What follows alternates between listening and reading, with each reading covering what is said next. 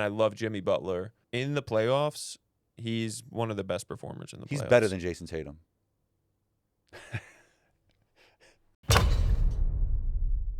We are back with another Good Drill pod. We have Bobby in the building. We have Ross in the building. And today we talk about in-season versus off-season training. Should the NBA cancel the Mavs? And much more. Stay tuned and punch down on that subscribe button. Are you between the ages of 13 and 44? Well, analytics says you probably are. In fact, it's probably an 89% chance that you are. So if you are, the Good Drill system is for you. And this podcast is powered by the Good Drill system and the Good Drill app. If you're between the ages 13 and 44 and you're trying to get better at basketball, jump higher, dunk, and, cross somebody up, then go check out the Good Drill app. The link is below this video in the description. Enjoy the podcast. Welcome to another Good Drill pod. We have Bobby in the building. How we doing? Good Jordan sweatshirt, man. You like this? Good, yes. It's like 8 years old. It's like Roy Jones Jr. vibes. Yeah. Ross, What's my vibes? how's the coffee, bro? Let's see. Solid. Four sugars. What's my vibe? Champion hoodie. What's my vibe? Rolled out of bed. Yes. Rolled out of bed? Perfect. Rolled out of bed. No, I changed. It looks like you rolled out of bed. I changed, brushed my teeth, walked the dog, That's did some good. Did you? content. What do you mean, did I? Yes. It's good.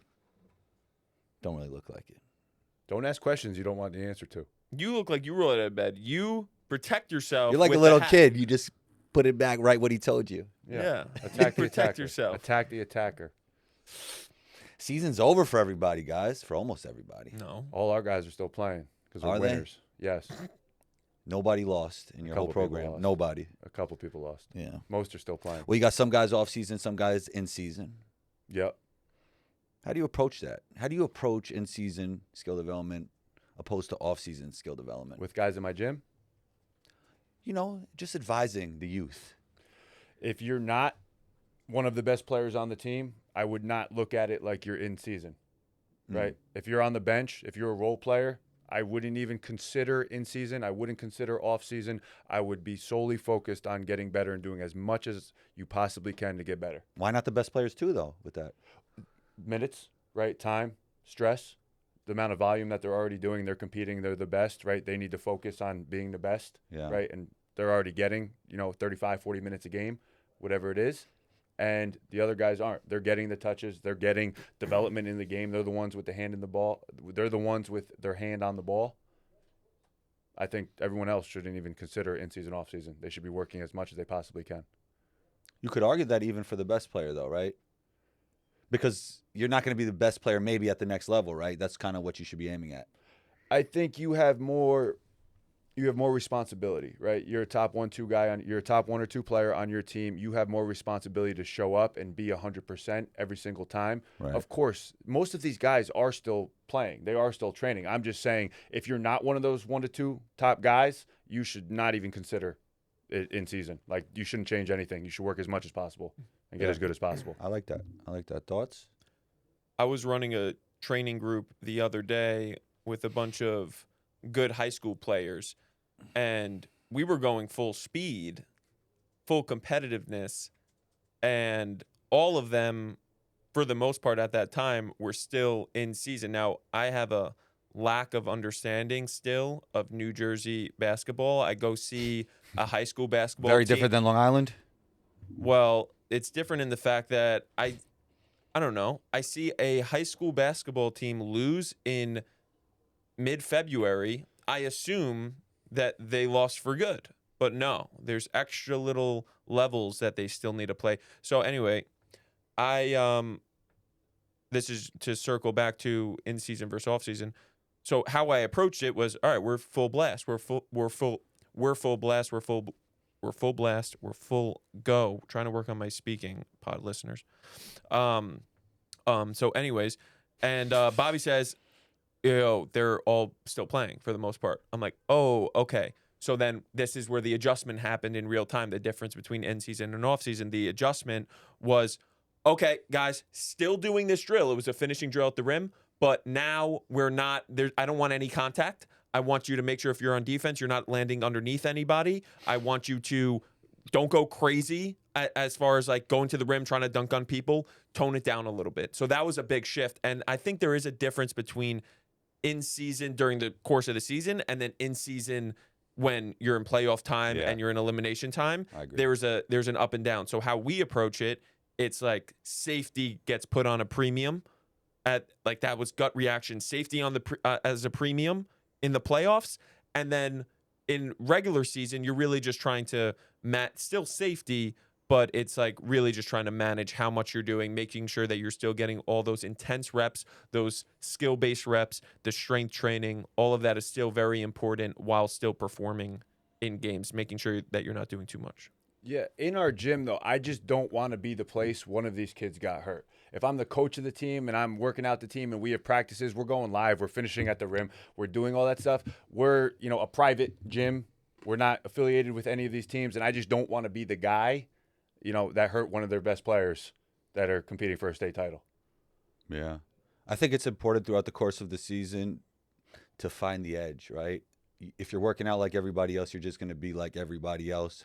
I remember, when players would be shooting around before practice, I would go work on my handle. I'd do something different, right? And then after practice, when everybody left, I would shoot around. I'd sprint hills once a week, even in season. Is there anything that you guys did throughout the course of your career, or even what you guys preached to your players that could separate them from everybody else during the season? When I went back to my high school for the first time in 10 years, one of the first things that my high school coach brought up to me, hey, Ross, remember when we were in playoffs and you would just go to Jerry's and go hard for an hour right before a game? I'm like, yeah. I was a different breed. I remember him telling me after my junior year, I wasn't like a huge staple to the offense, so he let it rock, right? So I would literally go to Jerry's for an hour, and you know how it is, and I'd go train before a game because that's what I did. I went to go train. He let me know my senior year, look, no real crazy Jerry's during the season, especially not before games. So my advice is probably not too great. I wanted the process over anything else.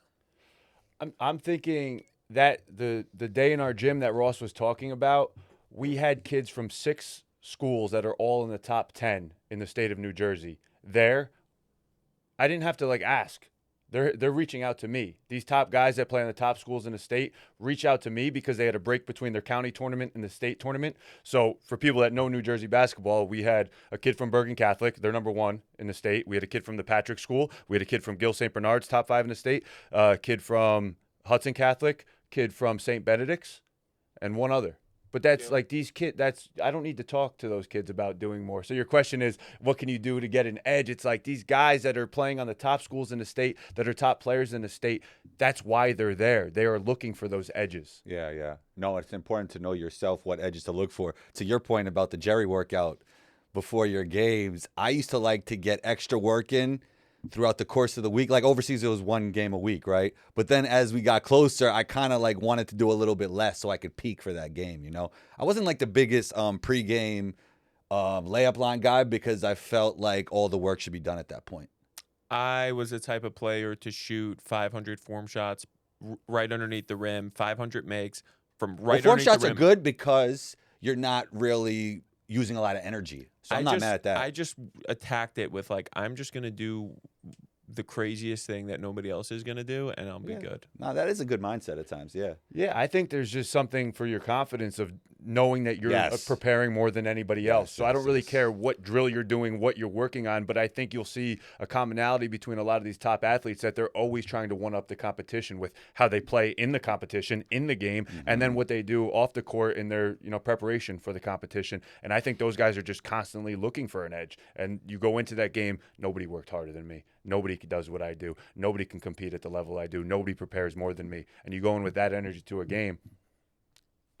I just saw JJ Redick talk about LeBron, how impressive LeBron is.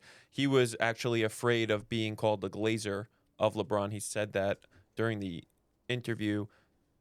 But he said one of the biggest and most impressive things that LeBron does is that he brings it every single day as a 40-year-old. He is their energy as a 40-year-old. He shows up, and then Austin Reeves chimed in. I saw a clip. He shows up 6 hours before every game. 6 hours. He's lifting. He's on the court doing skill stuff. He's preparing for the game. 6 hours every single time. Just imagine that. He's been playing for a long time. And he plays, there's 82 games a year. He's showing up 6 hours before every single game. Who else is doing that? That people talk about the work. They'll talk about certain things, but he's doing that every single day. So people can talk about things like peaking or not doing too much during the season or whatever you want to call it. But you talk about momentum. If you have the momentum, you're going to be just fine. And if you maintain that momentum, there's no need to peak. There's no need to worry about how much you're doing if you're already used to doing so much. Yeah, and he missed out on the All-Star game. If his only goal is to win a championship this year, I think the All-Star game doesn't mean much to him, you know? Yeah. Yeah. Talking about LeBron, Lakers, Kyrie injury. This is the biggest disaster in the history of sports. The NBA should cancel the Dallas Mavericks. The NBA should cancel They should cancel them. Yeah. Why? Because they traded a generational talent going into his prime because he drank a little beer, smoked a little hookah. Luka. You're thinking about it, right? If Kyrie went And look, down, if Kyrie went down a couple weeks ago, you still got Luka. Yeah. Now Kyrie goes down, and they had to load up on his minutes because Luka wasn't there. You're terrible. Right? No, it's like it was so. And this is not Monday morning quarterbacking, right? This is not like, oh, we look back and now Kyrie is hurt and AD got injured. Like, no, this was the worst trade in NBA history right when it happened, and now it's getting even worse. It went from the worst trade in NBA history to the worst disaster in the history of sports. The NBA should cancel. What's your thought to Nico saying only time will tell? That's his response right now. Only time will tell. Defense wins championships was his other response. That's not true. Who was just talking about that? They were just refuting that defense wins championship. Gino Auriemma was talking to another college coach, and they're not recruiting defensive players anymore. They're recruiting guys that get buckets. You want me to tell you what wins championships? Great offense and good enough defense. That's what wins championships, and not vice versa. You know what wins championships? Winning championships. That too. Yeah, scoring more than the other team 4 times. Yeah. Yeah, that's terrible, and it was really sad to see him. But he, speedy recovery to Kyrie. He did have that Kobe moment though. Yeah, got the 2 foul shots, made the 2 free throws. He was tearing, and ACL injuries aren't fun, man. What's like a comparison that's happened in the last 15 years to the blunder of the Mavericks? Nothing. Not even none close. of those like Sixers trades where they like accrued a bunch of picks and I feel like they've done a lot of bad things. I think the Knicks were as bad as it gets. The Knicks were as bad as it gets for a long time in terms of what they were doing with their team, with Marbury on the bench. Still make it like that was just a hellish time. They were trying to acquire generational talent that was old. That's what they did for years. Yeah, it never worked. How long were they bad? They were bad for 10 a long years, time. 10 straight years, more. Yeah. I think the Nets messed up more than the Mavericks. How? Dude, when the Nets traded picks for an old Paul Pierce, they got KG, right? Mm-hmm. An old KG, nothing happened to their team. All they ended up doing was literally trading away Jason Tatum and Jaylen Brown, correct? Trading them away? What do you mean? They traded those picks away that acquired them. Oh, okay. You still have to make those picks, but I see what you're saying. But still, like in hindsight, you blundered massively. No, it was bad. There's been a lot of bad decisions. I think that's a bigger blunder overall. And trading Luka Doncic? Do you see what he's doing right now? The Lakers have a chance to win the championship this year. Celtics won, though, and you traded away their 2 players for a bunch of old people. The cherry on top would be if Luka wins a championship this year. That'd be crazy. I would love that. I would love that. I mean, people call this team small ball, but who's going to stop those 2 in the paint in the West? Probably nobody. I don't think you can even prepare for them. There's no preparing for them because they're going to adjust. They're preparing. Too good. The basketball IQ is too high. As long as they're healthy and they're moving well. And Luka's getting even healthier and moving better over time. I also like the Warriors, too, with Jimmy. Yeah, Jimmy's good for them. I was watching a little bit of the Knicks game. When was it? Against the Warriors. Was that yesterday? Yes, sir. Last night, yeah. I was watching a little bit of it, and I caught myself rooting for the Warriors. Uh-oh. You're just upset with the whole Knicks trade getting Cat, and you're not over that. You still think it's bad? I still think this whole situation's bad, but also on top of that, I want to see Steph do well, and I love Jimmy Butler. I love him, and I want a to great see player. them succeed. I was rooting for them, and I forgot. Oh, I'm rooting against the Knicks. Yikes. I feel like people within the NBA hold Jimmy in such more higher regard than like fans and even media. Like he's really good. Like he's really a game changer. He's in the playoffs. He's one of the best performers in the playoffs. He's better than Jason Tatum. How is he better than Jason Tatum? Jimmy He's Butler? He's more of a winner. Jason Tatum won the championship. They added Drew Holiday and Derek White. That's really why they won. Those are the two winners. Jaylen Brown and Jason Tatum are the talent, but Drew Holiday and Derek Does White Jimmy are the Butler winners. have a chip? Yeah, No. he wouldn't have won those without Drew and Derek. Does Jimmy Butler have a chip? Oh, Jimmy Butler? No. And But he's he a done better more with winner than a guy that has a chip. Bro. I will It say doesn't work this. like that. You have a team. It's a team sport. How You does can't it not compare work like that? individual accolades when we're talking about a team sport. You're talking about winning. You're talking about winners. But you put The key component to being a winner is winning. You put If Drew Jimmy on Holiday- that team, on the Celtics, instead of Jason Tatum, they win. Now you're getting into hypotheticals. Wait. Winners win. Jason Tatum, winner because he won. Jimmy Butler, love him. Winner, competitor, awesome. Guess what? He hasn't won a chip. So Michael Jordan wasn't a winner before he won a championship. He had a winning playing style, and he ended up winning 6 chips. It's a team sport, though, bro. Yes. It matters who's around you. Yes. But to double down on that, there's a lot of That's ring culture. It's not good. Well, let me back up that point real quick. Yeah. Because there's a lot of conflict also around Jimmy Butler. There's a lot of situations with the Timberwolves, with the Heat, with the Sixers. Like there's times where he's butting heads with people, and to say that that's not a part of winning is to be able to be a part of a team and not have conflicts with all these people. I'm sure there's a ton of internal conflicts over the last 7-8 years with the Celtics that was overcome through who Jason Tatum is, who Jaylen Brown is. That's a part of being good, because now you create a winning team and a winning culture over a period of time because you were able to withstand. There's always conflict. Jimmy Butler, part of the losingness is that he's bouncing around from team to team constantly. Yeah. And you could look at Tatum. Maybe he wasn't going to let Derek White get some of this light. Let Jaylen Brown get some of this light. Get all these guys involved. Maybe him taking a step back is exactly what a winner had to do to allow these other guys shine that you're talking about. That's winning. I think that's a different conversation. I don't think I he think even it's the took same a step exact back. conversation. He didn't take a step back. No, but instead of scoring 35, 40, going off for that, which I think he could do on a different team, right? He knew what he had to do to win with his team, and they won. Winner. Jimmy Butler never got there. Let's say Bobby is in a men's league, right? Dropping you're the best 50. player. You're the best. You're dropping 50. You're the best player in the men's league, but you have the absolute worst team. You're 0-7 within the first 7 games. You add 2 good players. You end up winning the championship. You wouldn't have won the championship without those 2 players. Are you better? Are you more of a winner because you added those 2 players, or were you always a great player and you were always a winner?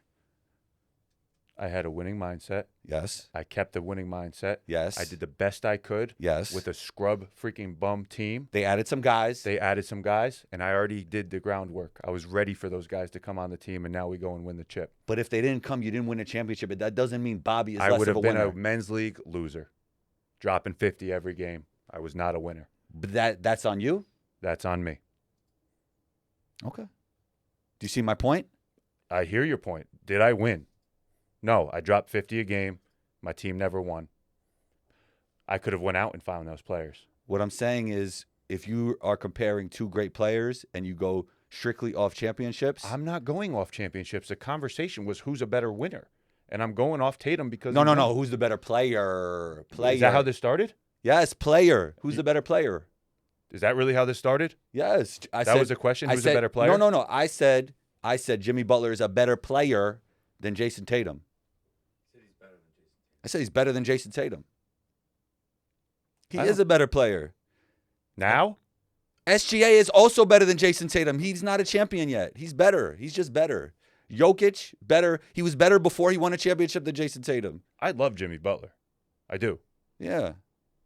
He's better. Is he better than Tatum? Yes. He's a better all-around basketball player than Jason Tatum. If I had to put my money on it, if I had to put all my money on it, this is a new segment of Good Drills. If I had to put my money on it right now, I love Jimmy Butler. I also like Jason Tatum. If I had to put my money on it, and all of my money on the Celtics winning a championship and having Jason Tatum there right now or Jimmy Butler there right now, I would want Jason Tatum there right now. Well, yeah, they've developed chemistry over time. If I matters. If I had to put my money on the Warriors winning a championship with either Jason Tatum or Jimmy Butler, I'm taking Jason Tatum on there. Really? 2 years ago, I wouldn't have said that.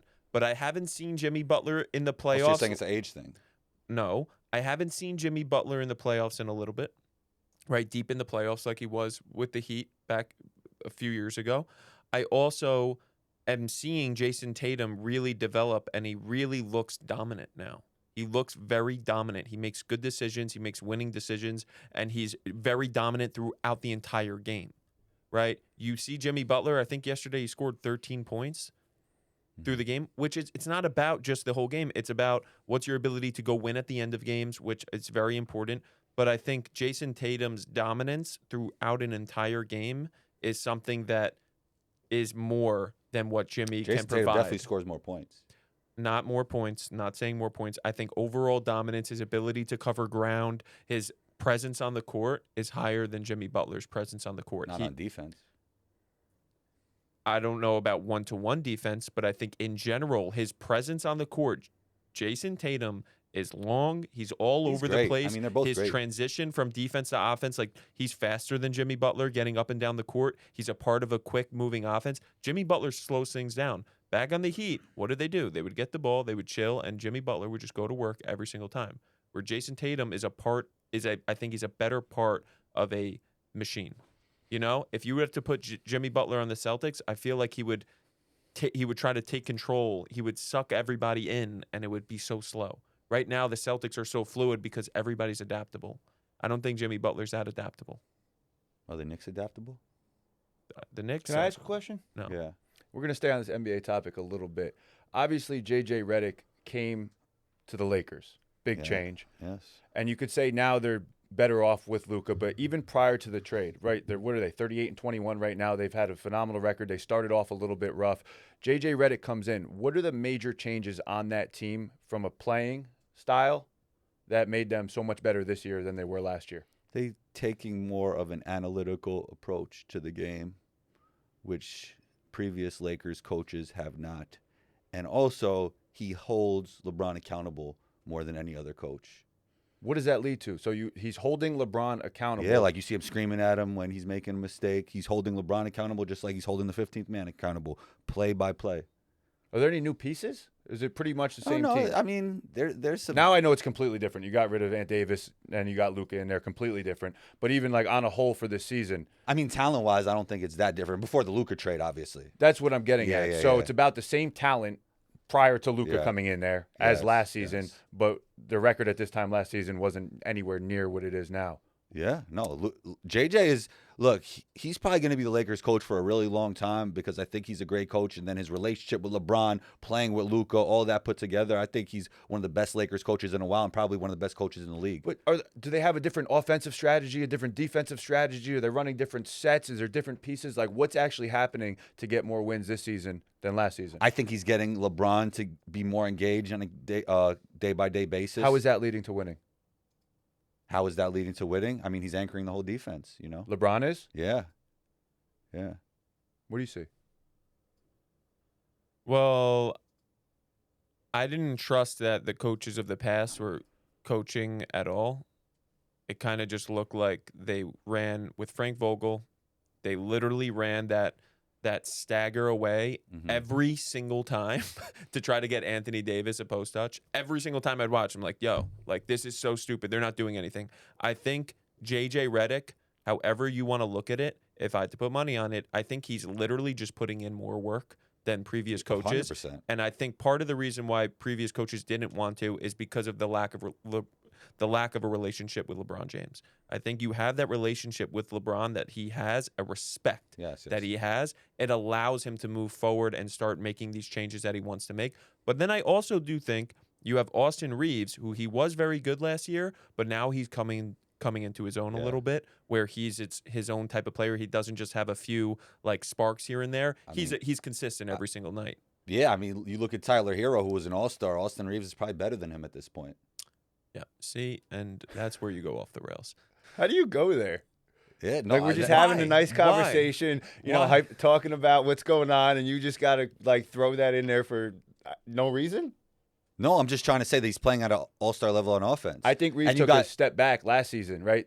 They had the playoff run the year before. Him and D'Lo fit was weird. Yeah, but he took a step back, and now he's back to the Reeves that we saw from 2 years ago. That's another thing too. I think some people would say that D'Lo's vibes probably weren't the greatest. They got rid of D'Lo. Yeah.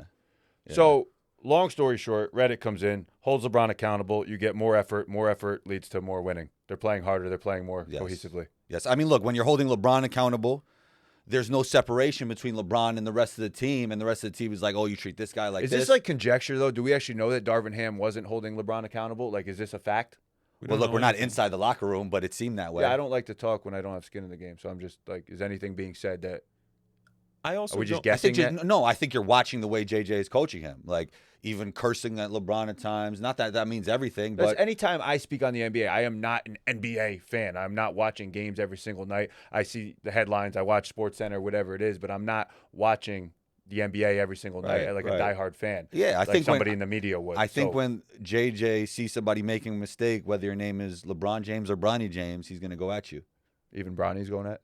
Yeah, of course. That's the future of the Lakers, you said. Yeah, him and Luka.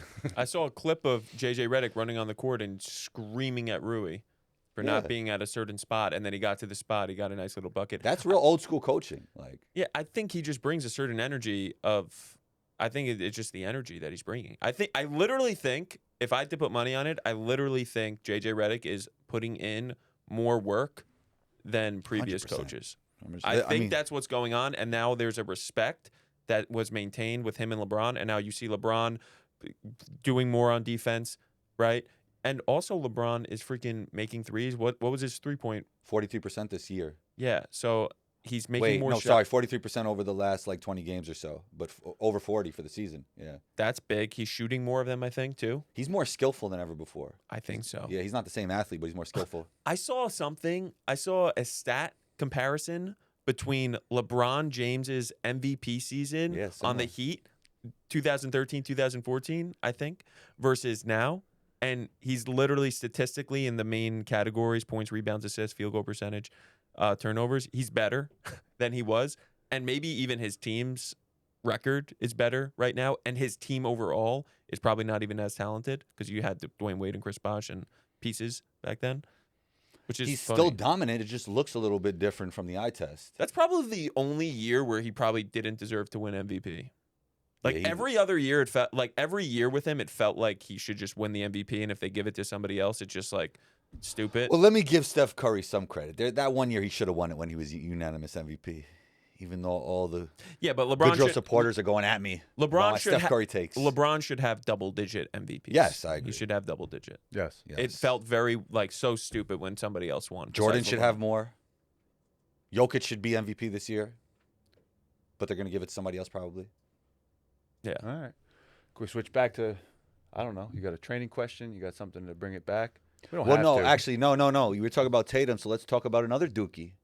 Cooper Flag. Did you just say Dookie? I kind of want to talk about Zion's dunk yesterday. Zion's been looking good. Did you see that dunk that he had? Who did he dunk on? He freaking cut through the lane, caught the ball, brought it back, dunked on somebody's freaking face. Everybody was going crazy. How much weight is he down? He's down a lot of weight. I think he's like 195 pounds. Wait, real quick. Let me pull that up. Nah, he's playing well. He's been dominating. I mean, Zion is so unique as a player. OKC should have picked him up. He's playing well? See, that's what I'm saying. I don't watch. Yeah. He always has. Yeah. He's one of the fastest players to accrue a certain amount of points, right? Yeah. And his efficiency by the rim is crazy. He's shooting 65% from the field over like the past 2 Are they winning? Yeah, Pelicans suck. He did lose weight, though, didn't he? Yes, he Wait, watch this. Watch He this. fluctuates in weight. Watch this. Yeah. Wait, there's some better angles here. But that's why we need him in the dunk contest. That's what I was saying. That's my point. Him in the dunk contest doing a dunk like that is sick. I agree. But the IG commenters were mad Oh, at my you. God. Just They look. hate me. One of the most powerful dunks I've seen. Look at this. Yes. Oh, that was on the Lakers. Oh, Luka, you got to get there. Oh, it's on Rui. Look at this. On Rui. He dominated that game. He needs to be in the dunk contest. Oh. It's no hate to Mac McClung or anybody else in the dunk contest. They can all still be in it, but give me Ja Morant, Zion in the dunk I contest. do not You said care Mac about And Edwards. You said you're not interested in Mac McClung because If he's he not was an NBA competing player. against these guys, that's not what I said. I said the NBA dunk contest, keep Mac in there to get these guys going, give him a different level of competition, right? He's going to do stuff. But then I also want to see Zion, Ant Edwards, and Ja Morant in the dunk contest so we can see that. I don't think that's a controversial or hot take. No, Yeah, me I neither. I think a lot of people. That's think what I that. meant. But I got That is one guy. It was one guy. Bozo take, Bob. Bozo take. Bozo. Take. Bozo Bob. Yeah. Bozo. It's like if he Bob. knew me, he's like, yeah, I am a bozo. Like, duh. Yeah. And we- Bozo Bob. You want to get to Cooper Flag because he's saying he might stay. He would love to stay. I think somebody With else. Duke. I feel like somebody else said that he should stay. No, he said he would love to stay, but that doesn't mean he There was will a clip stay. of him like running back with his dad. They put the finger up like we're gonna run this back one more time in the game. I mean, that NIL money, could it add up to NBA money? No, Yes. no way. Yes, way. What's a rookie contract? What's a signing bonus for first pick of the draft? Not Oh, that no, much. it's not that much. I mean, it's $12 million for like 3 or 4 years. Not that much. For him, it's not Dude, much. NIL, dude. Yeah, You they're could doing make like 10 mil a year. You right? can make any amount of money Yep. with the NIL. Well, stuff. now other sponsors will probably helicopter in, right? And Doesn't give him matter more what money. he's not thinking about money. He's thinking about what does he want to do. Regardless, he's good. Either way, I he's mean, good. I would That's I would hope he's looking at like his long-term development and is it better for him to stay at Duke a year or is it better for him to become the small fish in a big pond right now, get it done? Is he a year small round fish? at the NBA level?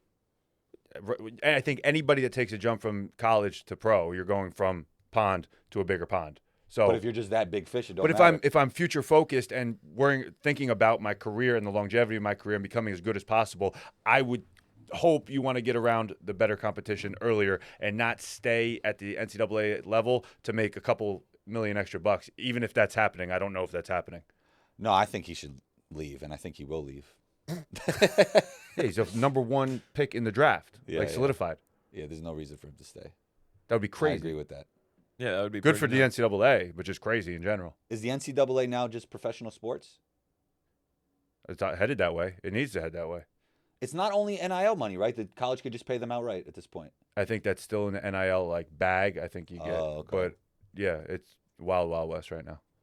When I watch Cooper Flag play basketball, I'm not gonna do it. I'm not gonna do it. You already did it. It's Yeah, I been did. done. It's been done. LeBron James, if he played in college. This is what it would look like if No. LeBron James played in college. How many times you were in front of the mirror for hours perfecting that? No, I'm just good. You're just good. Yeah, I'm just good. All right, so off season. We were talking about off season a little bit. How do you advise a player when it comes to balance, skill development, athletic development, playing your sport? And is it different for each player? It's obviously different for each player.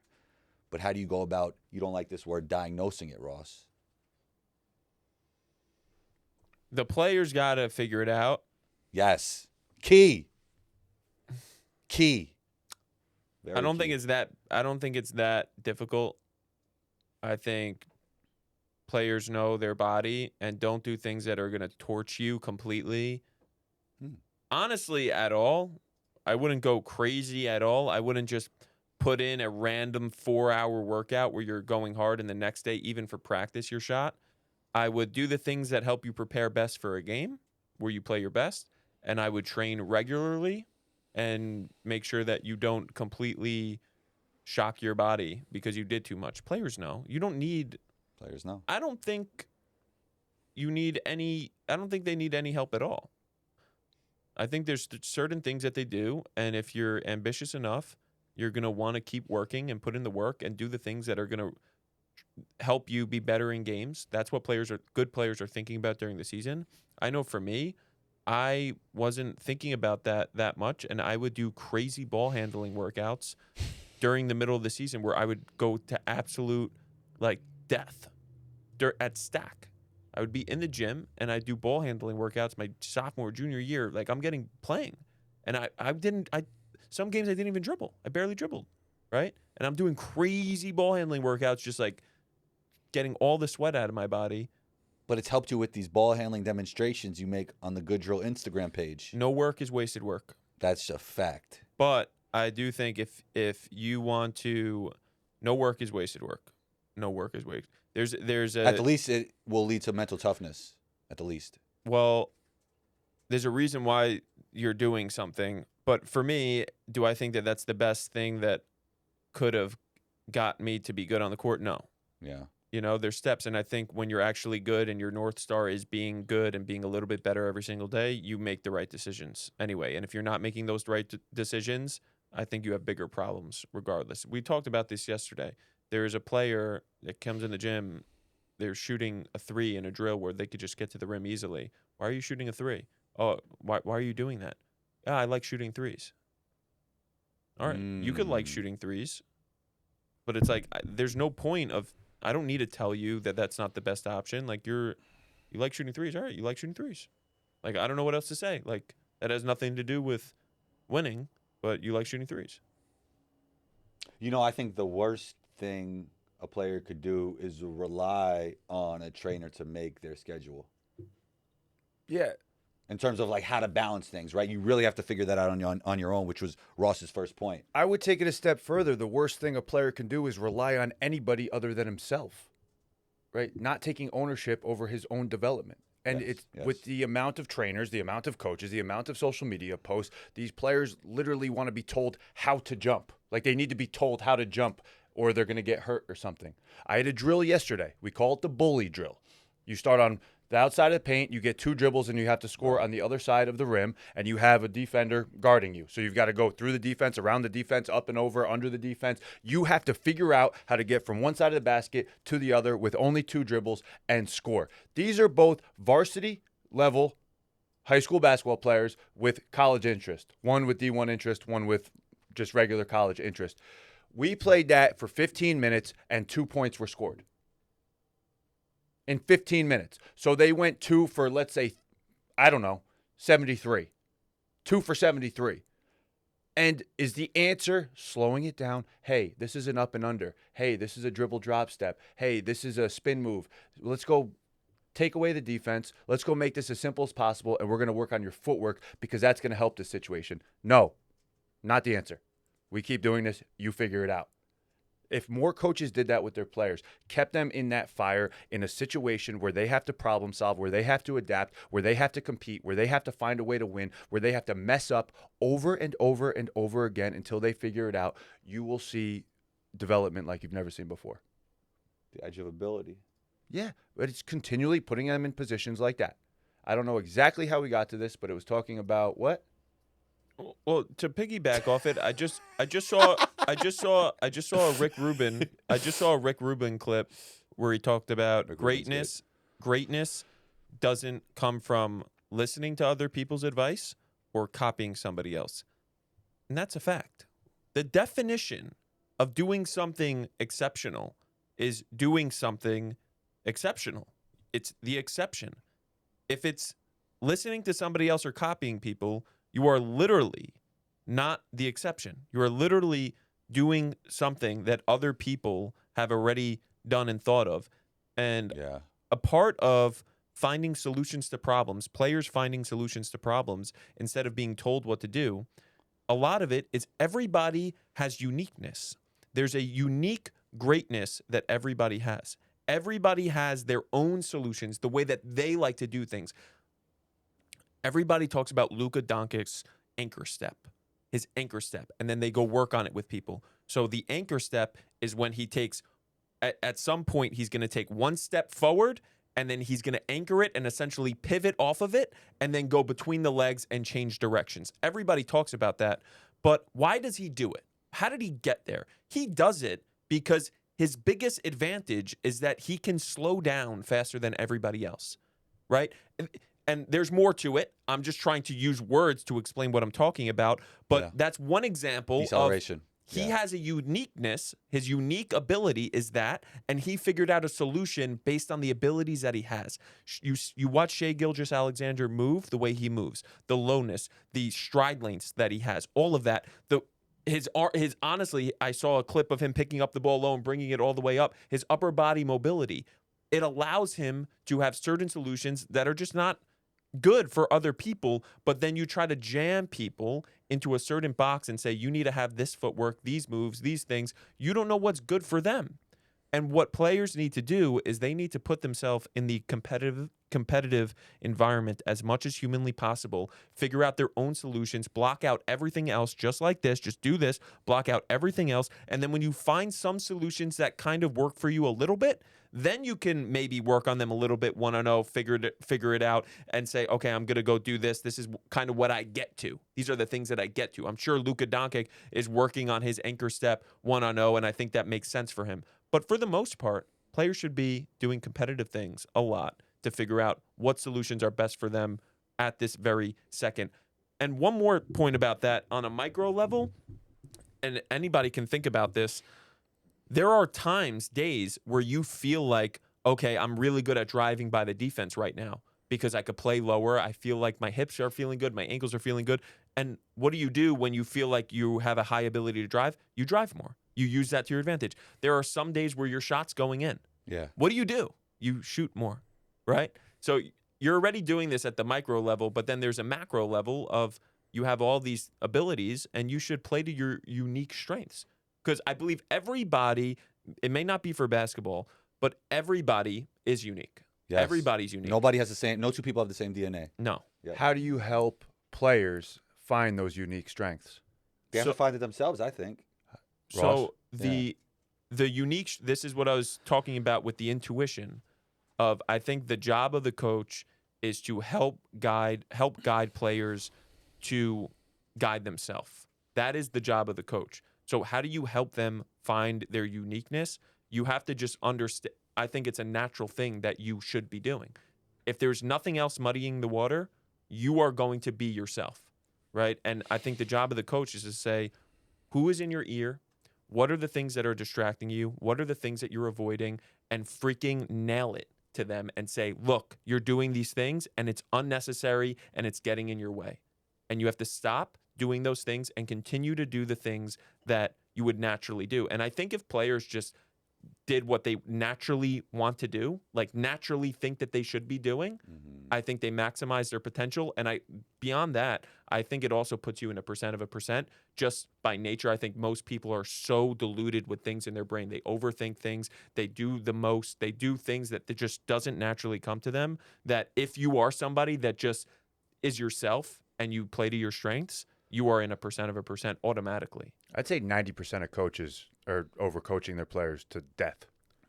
And it's a fear-based thing that coaches do. They're afraid that they're not valuable. You think it's more in the past or more now, or it's both?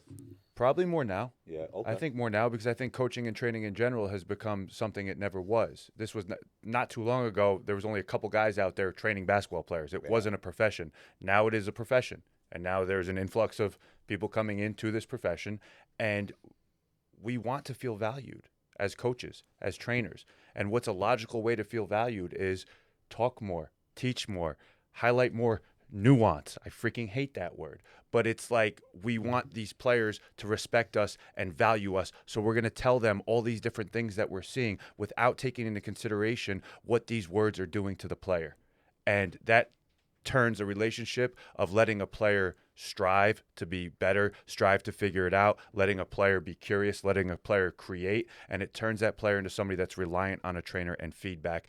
Players that are reliant on a trainer and feedback are not winners. They're not. Winners are on that court and do whatever it takes to win, and that is where I want to get my players to be. You're saying the punch dribble is not the key to all my success? I don't care what the hell that is. The punch dribble? No. I'm not going to teach a punch dribble and have somebody and like be confident that that's what they need. It was a joke, Bob. I know, no, that's what. But it's not, because that's everyone out there. And punch dribble, I know that's a random example, but it's punch dribble, under drag, float, all this other words that Euro step. You could use spin move. It's not like I'm not going to teach somebody a spin move and think that's what they need to play at the next level. A quick good break to remind you that this episode is powered by the Good Drill app. Everybody knows that it is the best system on the planet for hoopers trying to jump higher and get stronger. But did you know it is the perfect companion for any coach or trainer looking to help their players get better. Everything you need to show them what to do from a strength training and skill development perspective. Click that link in the description now. Have you ever had a parent come up to you who's like, I want you to work on my son's spin move today? I've had parents say everything. Yeah. Yeah. Well, People don't understand. I think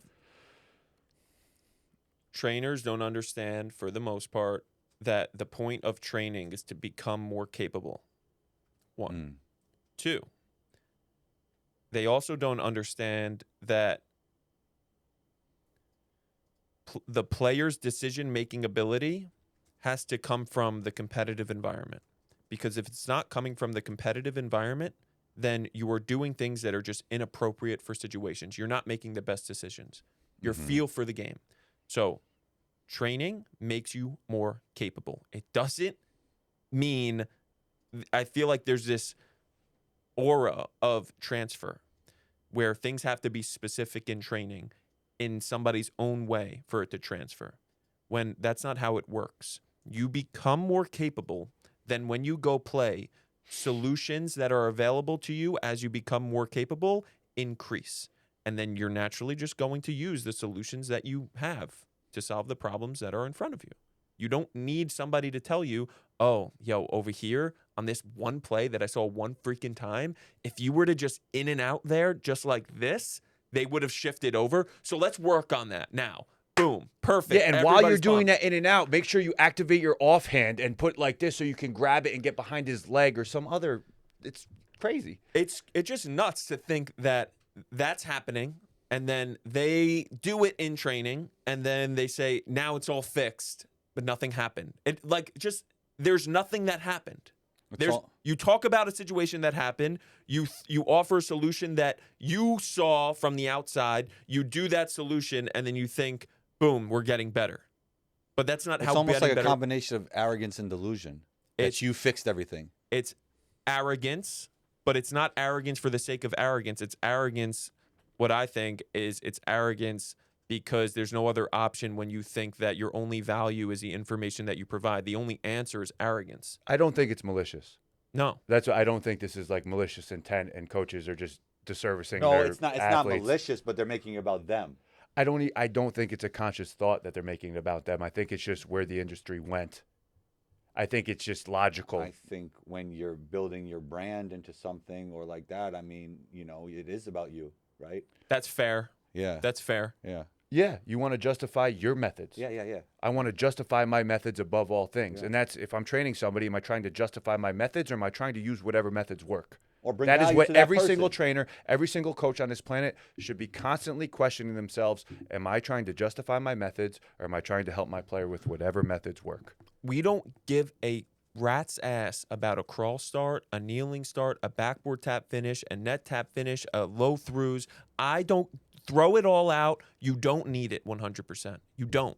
What you need, and the reason why we do things like that, is because what it offers is it offers a constraint and a situation where you can push yourself. It offers an Period. experience. It offers an experience. You don't need to do it. It has nothing, like, you cannot do it. This is why we can come up with post after post after post for 3 years because we don't care. We don't value these starts, these positions, these drills we do that much because it's at the end of the day, we know it's not the answer. The answer is experience after experience, problem solving after problem solving.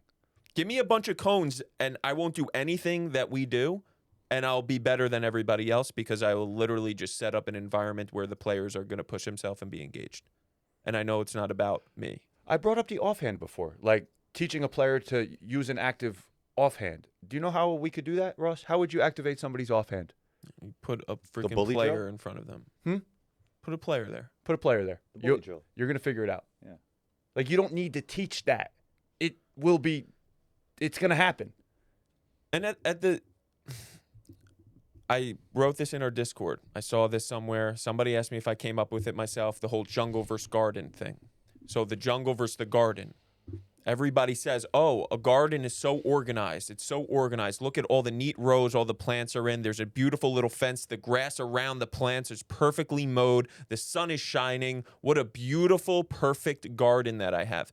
But guess what happens when you take your eye off the garden for even a week? What happens, Combo? The garden Dies. The garden dies. Nobody's there to water it. No sunlight is perfectly there. Maybe you had a greenhouse. There's no it dies, right? It looks so perfect. It looks so organized, whatever. You go to a jungle. Does a jungle look organized? No. No. How long have jungles been around for, Combo? How long? Forever. Forever. Hundreds of millions, billions of years. Now, and I think this point is all around people want to say that the way that they see something logically is always the correct way. Just because you can describe something doesn't mean it's the only thing that matters. And there's an underlying natural way, natural process of how things, the timing of things and how things come about. And if you were to look at a jungle, just because you can't describe the organization of it doesn't mean it's not organized. So when we talk about a player's offhand, okay, you have to put your offhand like this. What? Just because the angles, you like those angles and you can describe a 90-degree angle or you could describe where they're putting their arm up, that doesn't mean it's naturally the best thing to do when you're in an environment where there's somebody around you and it looks crazy chaotic. You have to let the intuition go because it's more complex than what players can understand or what a trainer can understand. It's way more complex. And the simplification of it, the logic behind it is you need to be put in the environment where the problems arise, and then you need to allow the player to go figure it out. And if they don't figure it out, you have to keep going until they do figure it out. The bully drill I did yesterday, we did it for 20 minutes straight. Said barely anything the entire time. I just kept them in there. No coaching, no cueing, no do it this way. Score, score, score. And the amount of learning that took place, you can't put a number on it, but it's like they were learning the whole time. And I do understand the pressure that a trainer feels when they don't feel like they're talking and offering something that I understand it. We were doing the drill the other day. Kid had to get 10 stops in a row against two former college basketball players. And they were switching off every single time. He had to keep going. You want to say something like, give him some tactical advice. Like, no, you need to go get 10 stops in a row. Figure it out. Do you want to get 10 stops in a row? Figure it out. People take it to that extreme with defense, but they don't take it to that extreme with offense. They think offense, okay, there's all this strategy. There's all these tactics that I could teach somebody. Defense, oh, no, just go get after it. Same thing with offense. Go get after it. Go freaking compete. Go figure it out. You want some good takes, or you want SGA versus Ann Edwards? No, I don't want SGA versus Ann Edwards. You want a good take? Let's go to we good all takes. got one? How far are we into this pod? An hour. 53 minutes. All right. Good takes. You want me to go first? Oh, I thought I thought you had it. I didn't know there was like a second. Oh, I got it. Sure. Go. Basketball influencers and TikTokers are not good for the game of basketball because they look like they're good in 15-second edited intervals. But when I actually watched them play at All-Star Weekend, I'm not going to name the event because I like the event. The good people ran the event. Not the good people, but good people ran the event. It was not good. But I would also say that you're giving players who are not good at basketball opportunities to make some money, so that's the good side of it. You just went good and bad take in one take. What am I supposed to do with that? Bad for basketball. Bad for basketball? No. It's not bad for basketball. Yeah, it's a bad take. Bad take. I think anybody that's trying to portray basketball in any type of positive way that they deem positive is fine. And to say that something's subjectively not good for basketball because you don't like it doesn't mean it's bad for basketball. Combo. It's very fair. I just did a post. I mean, this game is built on creativity from the beginning. We played at Rucker Park. The Harlem Globetrotters back in the day. This game is built on entertainment and creativity. That's going to go a lot of different ways. So to say it's bad for basketball, then basketball is bad for basketball because this has been happening since the game started. It's fair. Who else is next? All point guards should have a score-first mentality. I think in certain situations, yes. No. What the hell, Combo? No. Listen again, good take, my opinion. All point guards should have a score-first mentality. At the most basic level, that's true. Because every player, if you could go score, go score. Like, let's say we're playing 5-on-0, and I'm bringing up the ball. My first option is to go make a layup. So for any player, if you could just go score, go score. So In yes, the same breath, if I'm a point Can I guard, finish? no, because you're right. In the same breath, if I'm a point guard and there's a guy wide open underneath the rim, that is still a score first play. yeah. So I'm not saying shoot every time. No, Yes. Yes.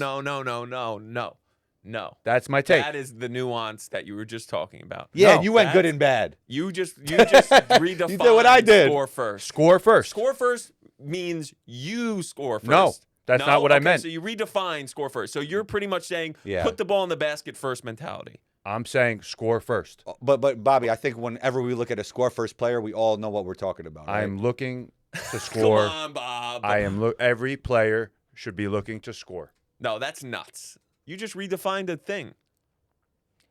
Well, if it's the score first we're talking about, I think at the most basic level, it's I think true. you're confusing shoot first with score first. I didn't say shoot first. I said score first. But if we did a poll right now and 100 people Yeah. did it, 100 of them would That's say, why it's a good take. This is a good take. I do think shoot first is a shoot first mentality is bad take. Score first, yeah. Let's go do what the offense is supposed to Okay, do. why Go- is shoot first a bad take? Because I think it's confusing. I don't think they need it. I literally think players just need to go do what they know what they should be doing, which is what they should be doing to win. I think some players are just so sometimes you're on a team, like for me in college. I'm on a team with 3 first team All-American players on the court with me at the same time. I'm a good player, right? I'm with 3 All-Americans. I'm with a post player. I'm with 2 wings. I'm with a player of the year in the entire country. I want to win.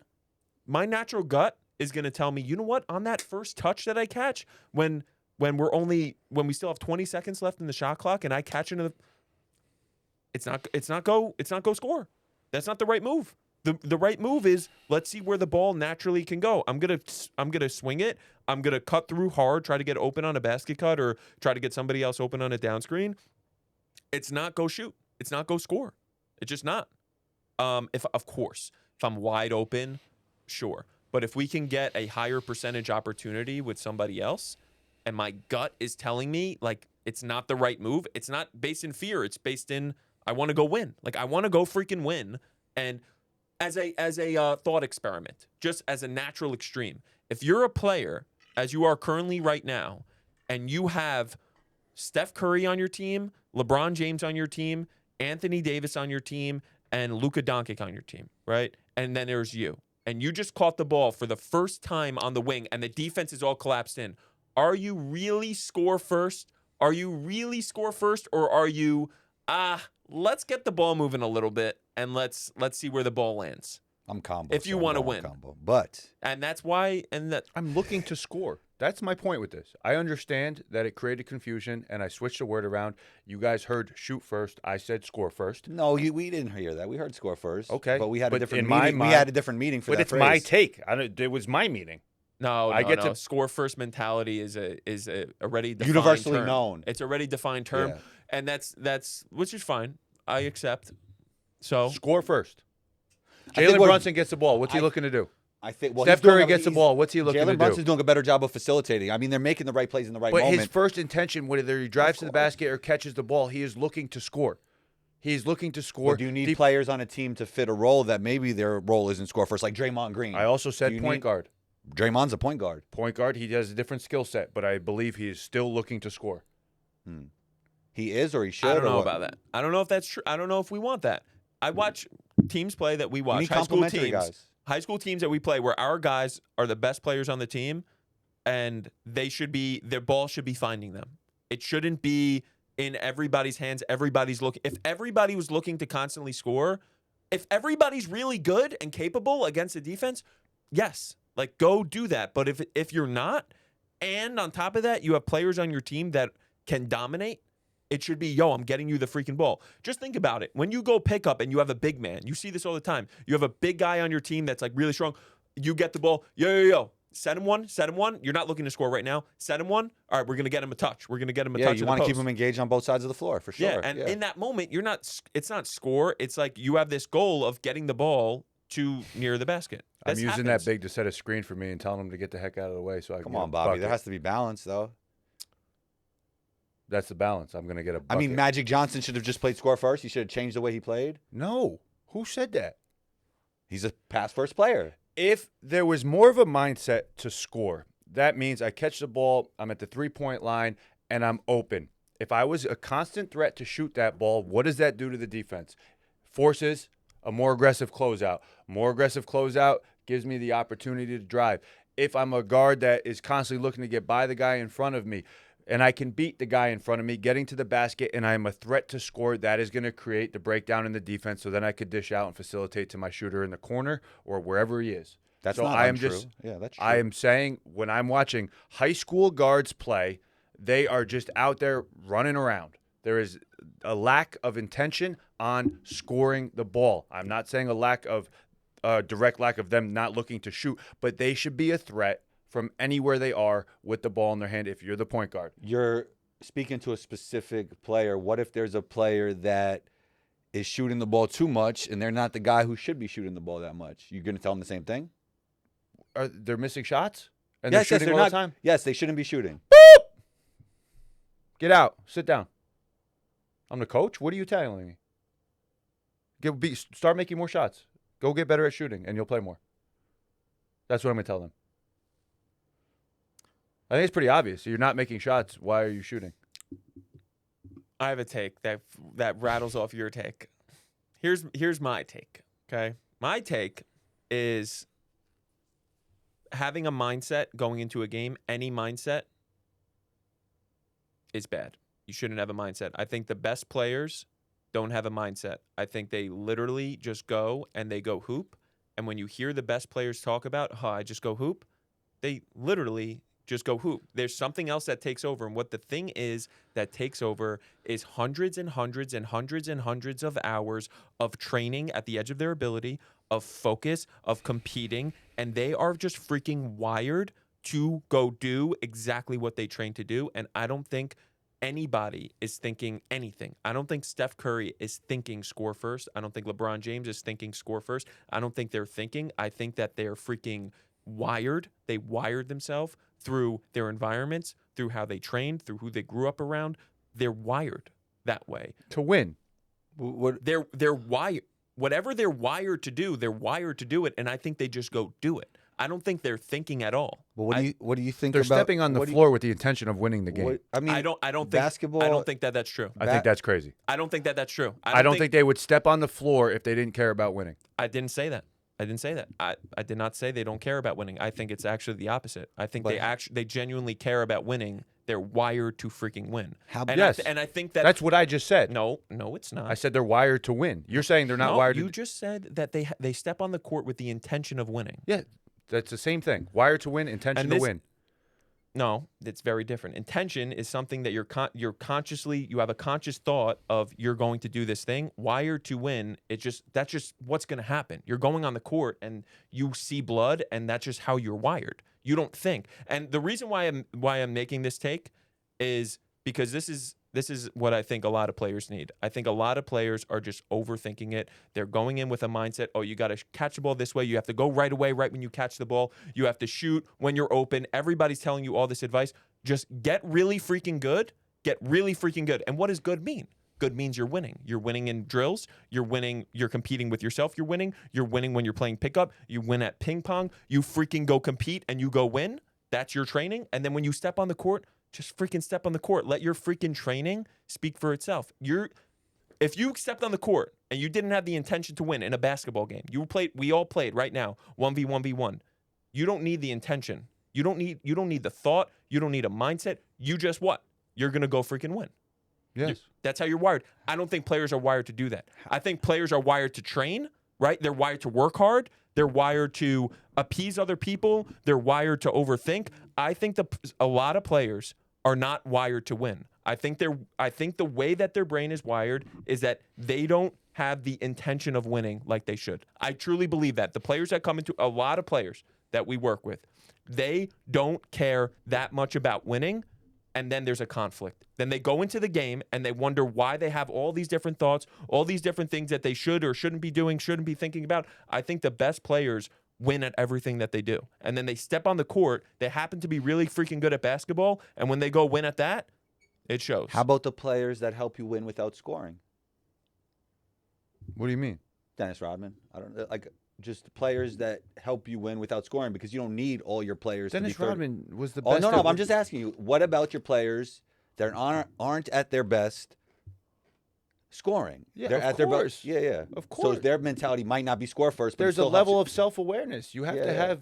You have to be self-aware. You So have to that's a know point what your guard. skill set is, Yeah. what you're good at, and how you can help the team win. Of course, it's not always. There's only a couple guys on the team that are going to score 20, 30 a game. That's it. I thought it was like an absolute take that you were saying the point guard should look to score first. Right. I didn't say shoot first. Hmm. And it's now he's getting on like the difference between wired and intention. I'm saying the same thing. Whoa. Like you're Whoa. trying to say wired and I meant that's what we're talking about definitions going into the take.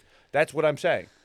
I'm going out there to win. I gave my And own. if I'm on the court with LeBron James, Kevin Durant, NBA greats, and it's me, Bobby Whyte, freaking suburban kid from wherever nobody cares about, of course, I'm here. Take the ball, that was Kevin my Durant. own, that was my own take. That wasn't. I did my own take. My own good take was you don't need a mindset to go on the court, and I think that that's not nuance. The wired versus intention. Wired versus mindset. It's the same thing. No, that is so not the same thing. If I tell wired essentially means I don't have to say anything to a player. If somebody asks me, what should your mindset be? And like, oh, what do you think about score first mentality? And I said, don't have that mentality versus yes, go have that mentality. Don't have that mentality. We're just get in the gym. We're going to freaking work. Or yes, have a score first mentality. Those are two different things. Yes, I am saying you should have a score first mentality, or no, I am saying stop overthinking, go freaking train, and just go hoop. Those are two very different things. Very different. No. Stepping on the court and having a thought versus stepping on the court and not having any thoughts at all are two different things. And if you think that they're the same thing, I'm literally saying two different It sentences. is incapable to have no thoughts. It's not possible to have no thoughts. It's not that it's having no thoughts at all. Having a thought that you're stepping on the court and you think that you should be having some type of specific focus, when I think that there should be like team focuses, right? There's team strategies, team plans, like that should be a thought.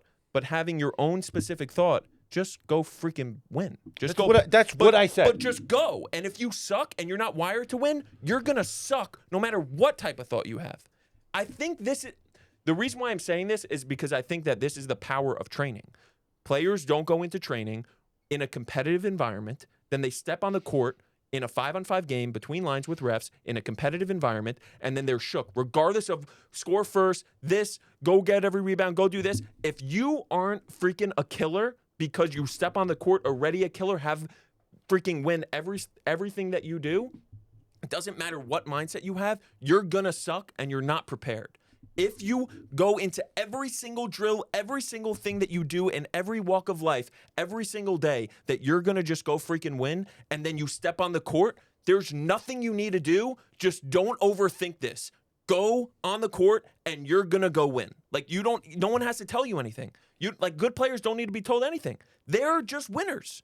Like it just is. Like it's like just be. I would call that a winning mindset. I wouldn't call it a mindset. I would say a mindset is something that you're trying to do. Okay, we have time I for don't one think more you thing. need to try. You just said go on the court and win. But like you're just going Too to long? win. Yes. Too long? You don't need to go win. All right, last thing, real quick. I need your rapid fire take on this. Seasons are wrapping up or they're over for some. A lot of players are thinking about transferring. When does a player know that it's the right time to transfer? You don't know. Make a decision and destroy.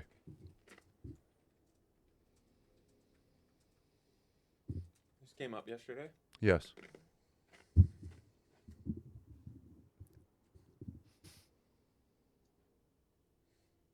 So much for rapid fire.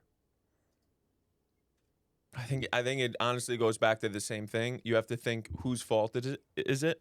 If it's If it is the coach's fault and you actually think that it's your situation is a bad situation, then freaking leave. Yeah. If you think that your situation's if you genuinely believe that your situation, you look in the mirror, is your fault and you're not doing everything you can to impact winning and do the things that you're supposed to be doing, then doesn't matter what you do, you're screwed up. People get stuck in the decision-making process with this type of stuff. Or with anything. With anything. Yeah. Make a decision and own it. Yeah.